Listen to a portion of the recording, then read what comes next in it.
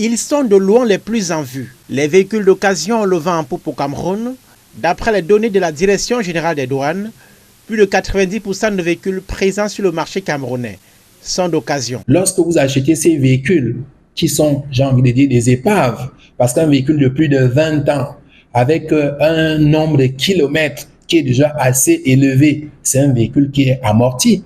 C'est pour ça que dans ces pays européens, occidentaux, on les envoie souvent, comme on dit, à la casse. Le gouvernement renforce donc le prélèvement des taxes à l'importation de ces véhicules. 25% de droits d'assises quand ils ont plus de 20 ans, 12,5% quand ils ont entre 13 et 20 ans. La mesure couvre à la fois les véhicules de tourisme, les véhicules utilitaires, les bus ou encore les remorques, entre autres.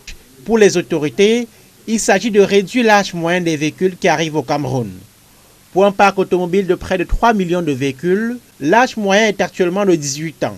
Une source d'ennui pour la sécurité routière. Dans un pays où un peu plus de 2000 personnes perdent la vie sur la route en moyenne par an, avec une part des causes liées à l'état des véhicules. L'État a préféré jouer sur le levier de la fiscalité pour dire, si vous persistez à importer ce type de véhicule, alors vous aurez à payer plus cher. Et ainsi donc, nous comptons décourager ceux qui ont l'habitude d'importer ce genre de véhicules et donc atteindre le résultat de la protection et de l'environnement et des populations camerounaises. Réduire les émissions de gaz à effet de serre, l'autre enjeu de l'augmentation des droits d'assises sur les véhicules d'occasion.